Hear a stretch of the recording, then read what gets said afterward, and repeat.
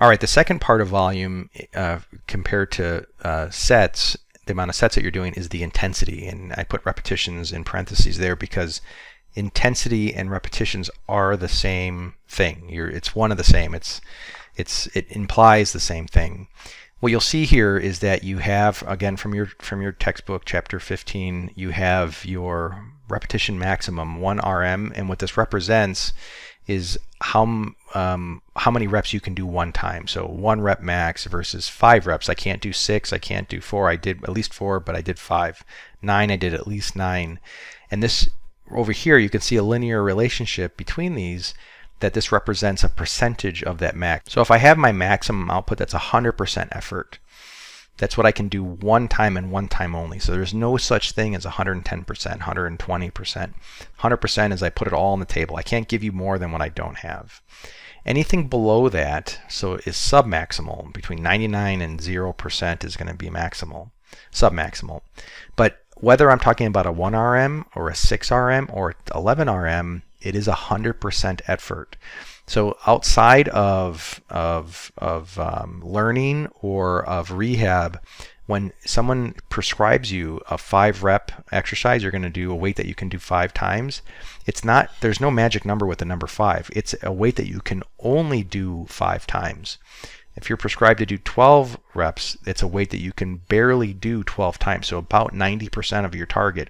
If you can get more than the 12 reps, the targeted rep, the load was too easy. It was probably more of a 65 or 60% RM.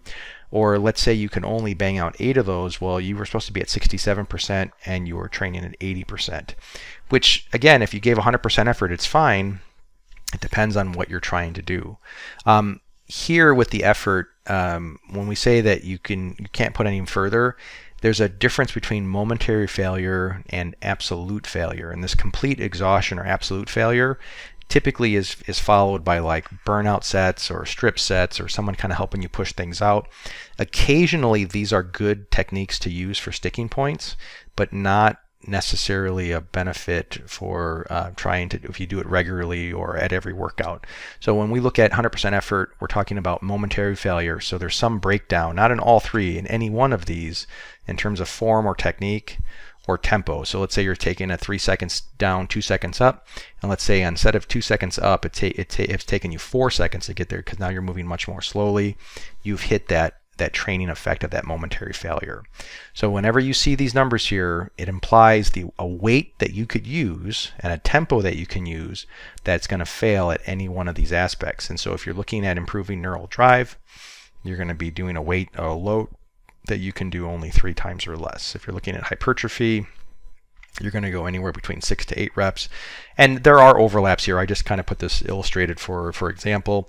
And again, this is also driven by, are you a beginner, intermediate, or advanced in terms of your repetition? So again, starting points for what you're trying to do. Now some people ask, well, is it better to do strength training? Is it better to do hypertrophy? Is it neural drive? And this is where the concept of periodization came in from the last conversation, that it's yes to all of those, that they're all good to do. It just matters on how you decide you want to break them up or what you want to prioritize.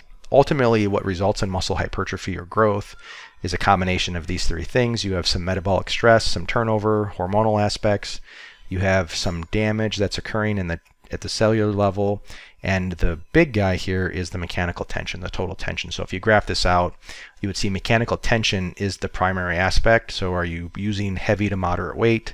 Are you increasing the time under tension? Are you able to focus and put more of your neural drive into that tissue? You have some metabolic stress here and muscle damage. All 3 end up contributing to the muscle hypertrophy and the gains that you're making in the gym.